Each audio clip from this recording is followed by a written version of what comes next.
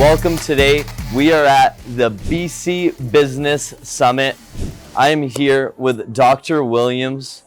Dr. Williams, thank you so much for taking the time out of your day to be on the show of Akira. Thanks for having me. How are you doing today? Excellent. I think it's been a great event, very exciting. A lot of people here, a lot of buzz and ideas about the future of British Columbia. What were your overall thoughts of today's event, Doctor? I think the main challenge that we face is an economic one, in that we're not generating much in the way of income growth in the province, and the outlook for income growth is pretty flat out until 2028. Most of the income growth that we have seen in recent years is really these mega projects like Trans Mountain, Site C, LNG Canada and Coastal GasLink. Yes. Together, those projects have contributed something like $65 billion of spending through that engineering construction to the province in the last several years. Wow. But all of them are winding down or completing in the next little while. So what's going to drive the province forward in terms of prosperity? From your education and perspective, what do you think can drive the province forward? What can we do today as Canadians to be better together? I think the number one takeaway from today is that we need a healthier private sector. The province hasn't seen very much in the way of private sector job growth since 2019. Almost all of the job growth has been in the public sector. For every new private sector job that's been created, in BC there are 5.5 new public sector jobs that have been created on the back of it. Why is that? We've expanded the public sector very significantly. Okay. The government has certain objectives. You know, whether you agree or disagree with the government's agenda in that regard, the arithmetic simply doesn't work, because what provides us the tax base to fund public services is a robust private sector. Wow. That arithmetic simply doesn't work. That's what provides the tax revenue to fund the social services and supports that we want. So again, we have to look to the health of the private sector, and that's what today really highlighted. What was your biggest takeaway from today's event on how we can improve the private sector? Well, there was a range of suggestions put on the table around improving the processes around our regulatory performance. Getting a project approved should take a certain amount of time. That companies have certainty about how to conduct business and commerce in the province. At the moment, we have a situation where capital is unnerved by the changing regulatory environment, by regulatory uncertainty, which just casts a pall over the ability to conduct business in the province. And so that makes people a bit more hesitant. So you see, like, as these major projects wind down, we don't really see a lot there to take their place. There'll be some projects, to be sure, but nothing of the magnitude that will make up for what's winding down. For the viewers watching this today, who are you and what do you do? I'm David Williams. I'm the Vice President of Policy at the Business Council of British Columbia.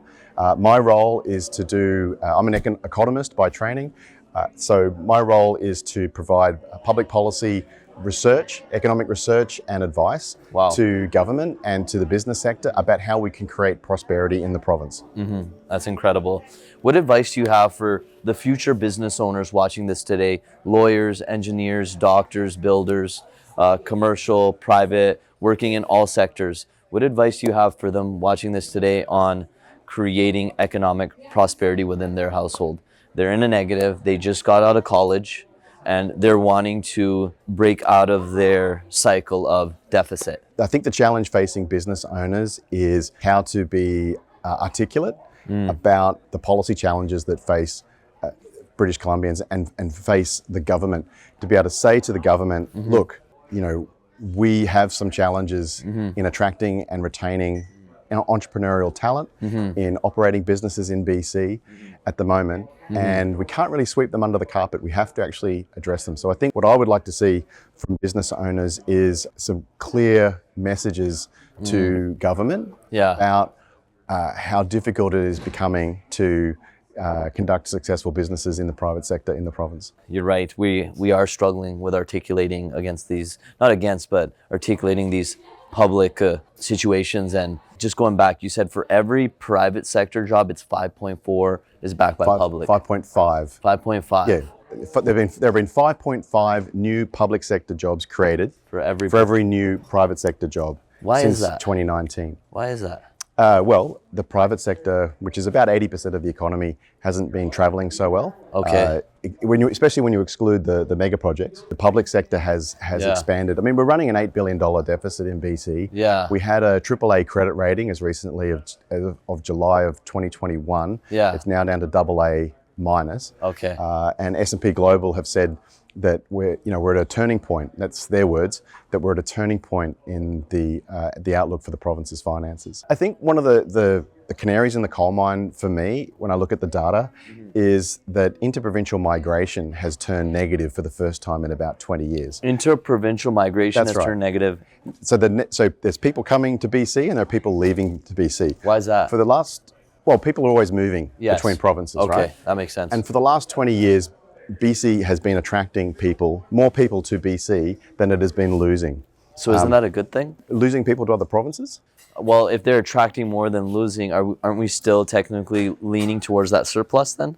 No. Just to break this down, we've got international migration. Okay. So we're still attracting people. Yes. But of the residents that are currently here, we are losing more people from this province to other provinces than we are attracting. Wow. Okay. So we've got this exodus going on, and we haven't seen that for about 20 years. Interesting. And it's particularly high among younger groups. Interesting. Young generations who see a need to move to other provinces to make a future for themselves because they just can't see the arithmetic that we have in BC of low incomes, low income growth, high taxes, high cost of housing, high cost of living. They just don't see that arithmetic working for them.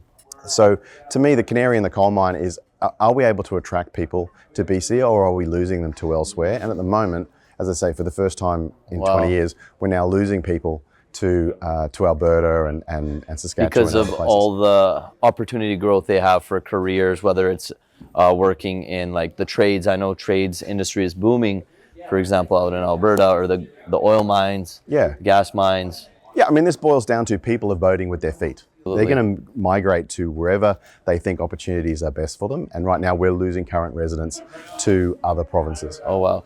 From what it seems like, Alberta, particularly Calgary, is growing quite substantially in the job market and in the younger demographic. Is that correct? That's right. I mean, the standard of living, if you measure income per person, the standard of living is much higher in Alberta. Alberta's, I think, about, if you're comparing the US states and the 50 US states and the 10 Canadian provinces, Alberta is about 14th. Wow. Washington State, just to our south, by the way, is about 4th out of 60. Interesting. We're 48th.